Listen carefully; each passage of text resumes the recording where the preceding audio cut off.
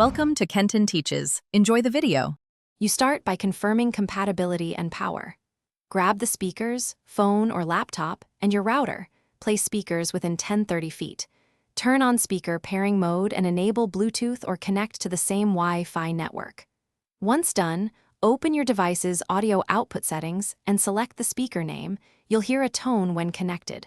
Make sure to update firmware if prompted, because up-to-date software fixes latency and improves stability. So pair now and verify a test sound immediately. Now you configure the system for reliable playback. If using Wi-Fi, install the speaker app, add each speaker to the same network, and assign zones. This reduces dropouts and enables multi-room sync. If Bluetooth, pair one master and link secondary speakers per manufacturer instructions. Once done, set speaker roles and fine-tune delay or lip sync settings to align audio with video. Make sure to run a short listening test and tweak EQ to compensate for room acoustics, because placement affects bass and clarity. Finish by running varied audio tests, speech, music, and a movie clip to confirm sync and tonal balance.